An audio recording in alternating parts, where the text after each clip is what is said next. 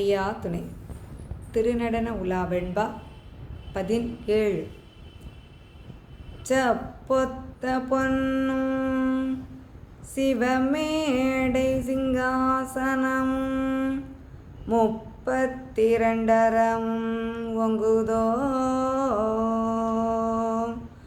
ஒப்பற்ற ஊர் தெருவும் ஒன்றதுக்குள் ஓர் யோசனை தெருக்கள் சீர்பதியீராயிரத்தன் சேருதோ.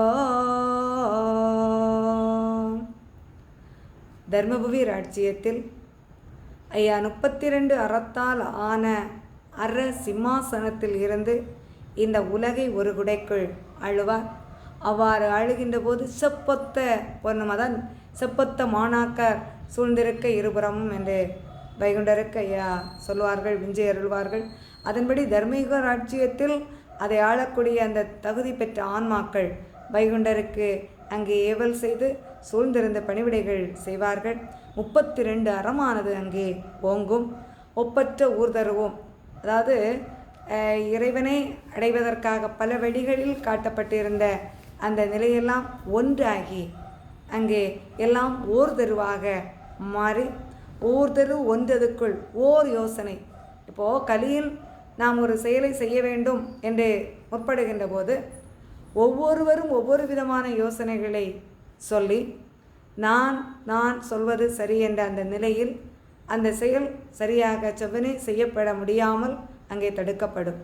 ஆனால் தர்மபதி ராஜ்ஜியத்தில் அங்கே தர்ம யுகத்தில் எல்லாம் ஒரே ஒரு யோசனை, அங்கே மாற்று கருத்து என்பது இல்லாத ஒரு நிலையானது உருவாகும். எங்கு மாற்று கருத்து என்ற ஒரு நிலை இல்லாமல் ஒருவர் சொல்வதை ஒருவர் கேட்டதான் ஏன் நமக்கு தரக்கூடிய வழிபாட்டு முறை. தினந்தோறும் நாம் இதை சொல்லுகின்றோம். அதான் ஒன்று சொன்னதை ஒன்று கேட்டு ஒன்றுக்கொன்று நிரப்பாக இருக்க வேண்டும். இந்த நிலையை நாம் எல்லோரும் கடைபிடிக்க வேண்டும். ஆனால் கலிக்குள் அகப்பட்டு அதிலிருந்து நாம் நிலை தடுமாறி செல்லுகின்றோம். ஒருவர் சொல்லுகின்ற அந்த இது என்ன நன்மை இருக்கிறது, என்ன தீமை இருக்கிறது என்பதை அறிந்து அந்த நன்மையை கடைபிடித்து அதை செயல்படுத்துவதற்கு முற்பட வேண்டும். அவ்வாறு முற்படுகின்ற அந்த நிலையில் நமக்கு தர்மயுக வாழ்வினுடைய சிறப்பை நாம் இங்கே உணர்ந்து கொள்ள முடியும். அதை ஊர் தெரு ஒன்றதுக்குள் ஓர் யோசனை தெருக்கள்.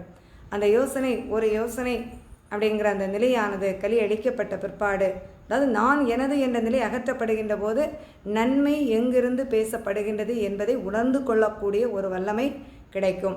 அப்படி வருகின்ற போது சீர்பதியினாயிரத்தெண் சேருதோ, அதாவது இதற்கு முன்பு இருந்த அத்தனை தெருக்களும் ஒன்றாக இணைந்து அங்கே செயல்படும் என்பதை இதன் மூலம் நமக்கு ஐயா விளக்குகின்றார். ஐயா உண்டு.